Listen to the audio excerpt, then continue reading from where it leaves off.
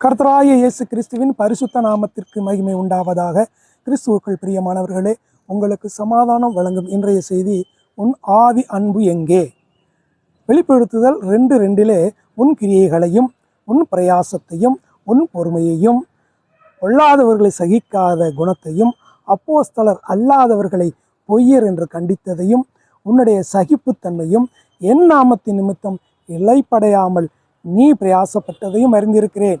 இந்த சபை, எபேசு சபை நல்ல சபை, எல்லாம் சரியாக இருக்கிறது. ஆனாலும் 4ஆம் வசனத்தில் நீ ஆதியில் கொண்டிருந்த அன்பை விட்டாய் என்ற ஒரு குறை உண்டு. இது ஒரு பெரிய ஒரு குறையாக கர்த்தர் இங்கே சொல்லுகிறார். அது என்ன? ஆதி அன்பு. நாம் ரட்சிக்கப்பட்ட புதிதிலே கிறிஸ்துவே என்று எல்லாம் அவரே என்று அவரோடு இருக்கக்கூடிய, இணைந்து செயல்படக்கூடிய ஒரு அன்பு இப்பொழுது இல்லை என்று கர்த்தர் இங்கே வருத்தப்படுகிறார். அதை வெளிப்படுத்துகிறார். நீ இளம் வயதில் இருந்த அந்த அன்பு எங்கே போய்விட்டது?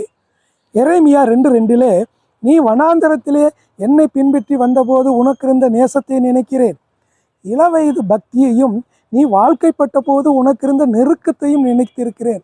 வனாந்தரத்தில் கர்த்தருடைய ஜனங்கள் அந்த செங்கடலை கடந்த பொழுது அவர் செய்த அற்புதத்தை கண்டு அவரோடு அந்த நெருக்கத்தையும் நேசத்தையும் அவர்கள் மிகுந்த சந்தோஷத்தோடு அதை கொண்டாடினார்கள். அவ்வளவு நெருக்கம், அதை கர்த்தர் அறிந்திருக்கிறார். ஆனால் பின்னர் அது குறைந்து விட்டது.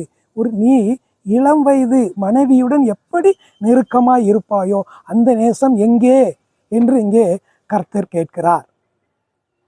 மத்தேயு 6:6 உன் அறை வீட்டிற்குள் பிரவேசித்து உன் கதவை பூட்டி அந்தரங்கத்தில் ஜெபித்தாயே. அதாவது ஒரு இளம் தம்பதிகள், புதுமண தம்பதிகள் 4 பேருக்கு மத்தியில் நின்று ரகசியமாக அவர்கள் அன்பை பகிர்ந்து கொள்ள முடியுமா? முடியாது. அதனால் அவர்களுக்கென்று இருந்த அறை, அங்கே சென்று கதவை பூட்டி அவருடைய அன்பை பகிர்ந்து கொள்வார்கள். ஒருவரை ஒருவர் அந்த அன்பை பகிர்ந்து உறவாடி மகிழ்வார்கள். இந்த தனிப்பட்ட தனிமையில் இருந்த அந்த ஜெப அன்பை நீ இப்பொழுது இழந்து விட்டாயே. ஏன்? அதை பரிசீலித்து பார். நீ எனக்காக வாழ்ந்தேன் என்கிறாய், ஆனால் நீ என்னோடு வாழ்ந்தாயா? அந்த என்னோடு வாழ்ந்த அனுபவத்தை மறந்து விட்டாயே. அதை நீ மாற்றிக்கொள். நீ மனம் திரும்பு.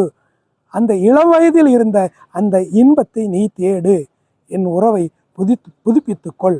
அப்படி இல்லை என்றால் உன் விளக்குத்தண்டை எடுத்து போடுவேன், அந்த குத்து விளக்கை எடுத்து விடுவேன். அப்படி என்றால் நீ இருளில் பிரவேசிக்கிற வாய்ப்பு இருக்கிறது என்று எச்சரிக்கிறார். ஆமென்.